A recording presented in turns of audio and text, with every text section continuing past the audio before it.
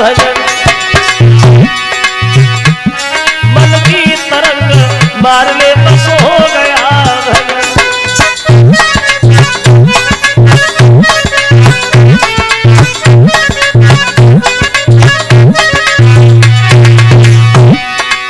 कबीरदास ये कहते हैं कि आदतें बुरी सुधार ले बस हो गया भजन। और बात भी सही है, बुरी आदतों में सुधार करना, बुरी आदतों में बदलाव करना, ये भी एक तरह की तपस्या होती है, एक तरह का भजन होता है। और मन की तरंग मार ले बस हो गया भजन। ये मन बड़ा चंचल होता है, हवा से भी तेज दौड़ने वाला मन जहां लगता है वहां से हटने की कभी इच्छा नहीं करता। एक दिन बुद्धि में आया, ये मन जो होता है गधा होता है, गधा गधा। तुम गधा को रोजाना एक ही जगह एक ही खूंटा पे बांधो, एक ही जगह बांधते रहो। किसी दिन तुम उससे बांधना नहीं, वहीं खड़ा कर देना, तो पूरी रात ऐसे ही खड़ा रहेगा, समझेगा हम तो बंधे हैं। ऐसे ही मन होता है, जहां लगता है वहां से हटने की कभी इच्छा नहीं करता। बोले मन की तरंग मार ले बस हो गया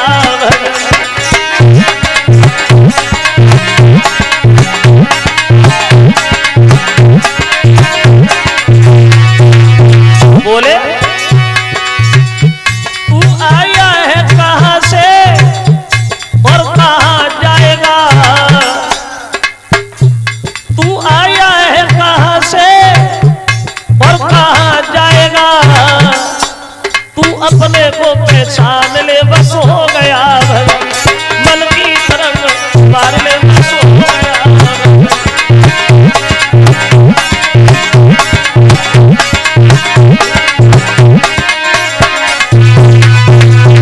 बोले आदतें बुरी सुधार ले बस हो गया भजन।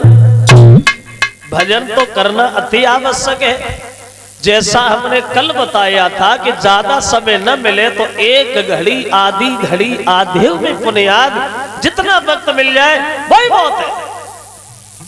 क्योंकि कृपा रही भगवान की जो हमें मनुष्य का शरीर दे दिया, ये बहुत बड़ी कृपा है जो मनुष्य बना दिया। एक बात और हम आपको बताएं, हर आदमी के ऊपर कृपा बताई गई है चार। हर आदमी के ऊपर चार कृपा होती है। कौन कौन सी? पहली कृपा बताई है भगवान की, जिन भगवान ने हमें मनुष्य का शरीर दिया, ये बहुत बड़ी कृपा रही जो मनुष्य बना दिया। सोचो कहीं मनुष्य न बनाते, कहीं हमें गधा बना देते तो हम कहाँ होते है? बहुत बड़ी कृपा है जो मनुष्य का शरीर दे दिया।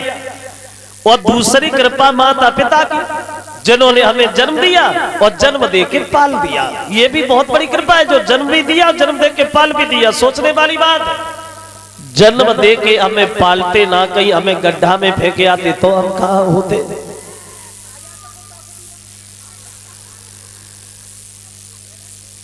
ये कृपा बड़ा है माता पिता की, जो जन्म भी दिया, जन्म दे के पाल भी दिया। एक दिन एक लड़का अपनी मां से लड़ने लगा, खूब लड़ा, तो मां के मुंह से को धोखा से बात निकल गई। मां बोली हमने तो से जात से 9 महीना पेट रखो, तू हमसे लड़ी है। मां बोली हमने तो जा से 9 महीना पेट रखो, तू हमसे लड़ी है। लड़का बोलो तो तूने कौन सा बड़ो काम करो, ज्यादा करे 9 महीना कराव ले ले और खाए। तो दूसरी कृपा होती है माता पिता की। और तीसरी कृपा बताई गई है गुरु की, जिन्होंने हमें अच्छी रास्ता बताई, बढ़िया मार्ग दिखाया। अब कृपा बची एक चौथी, वो चौथी कृपा किनकी है? चौथी कृपा है खुद की। अब तुम अपनी कृपा अपने ऊपर क्या कर रहे हो? शराबी बन रहे हो, जुआरी बन रहे हो, समाज में नाम कर रहे हो या बदनामी कर रहे हो। अब तुम अपनी कृपा अपने ऊपर क्या कर रहे हो? और जिस आदमी ने अपनी कृपा अपने ऊपर कर ली, उसके जीवन में कभी दुख नहीं आया। और जिसने अपनी कृपा अपने ऊपर नहीं कर पाई, उससे जीवन में कभी सुख की प्राप्ति नहीं हुई। क्यों?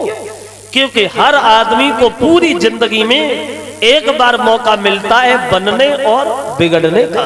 सबको मिलता है, ये नहीं कि एक कोई मिले, सबको मिलता है। वो भी कब? जवानी में। जवानी में जिस आदमी ने अपने शरीर पे थोड़ा भी ध्यान दे दिया उसके जीवन में कभी कष्ट नहीं आया, और जो जवानी में ही बिगड़ गया उसे जीवन में कभी सुख नहीं मिला। और जो वक्त निकल जाता है वो वक्त दोबारा जीवन में लौट के कभी नहीं आता। जवानी, जब जवानी में पाउडर लगाए के सड़कों पे चप्पलें चटकाते रहोगे फिर बुढ़ापे में क्या करोगे? एक कवि कहता है, बोले कि तो में सदा न रहे जवानी, बोले कि तेरी थोड़ी सी जिंदगानी पकाए के मरे जा।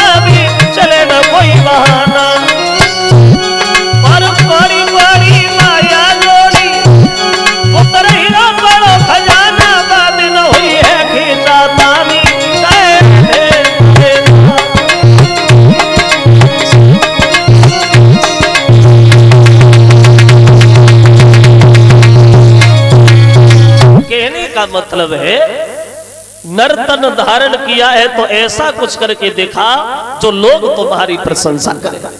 पूरी जिंदगी भर पशु पक्षियों की तरह पेट भरते रहे, जीवन में कुछ कर नहीं पाए, तो ऐसे जीवन से फायदे क्या हुआ? ना आते तो ही बड़ी आते, काय को वाहवाही उठाए। तो ऐसा कुछ करके दिखा जो लोग तुम्हारी प्रशंसा करें, तुम्हारा नाम ले। तो उत्तान पाद के भैया प्रियव्रत चले गए भजन करने, अब राजा बने गए उत्तान पाद। अब इनके जीवन में क्या हुआ? ये उत्तान पाद राजा तो थे लेकिन ये दुखी बहुत थे। राजा थे लेकिन दुखी भी थे। वैसे ये बड़ा सोचने वाली बात है, राजा तो राजा होता है, राजा को दुख आएगा, जब वो राजा ही है तो उसे कष्ट आएगा। राजा तो राजा है, लेकिन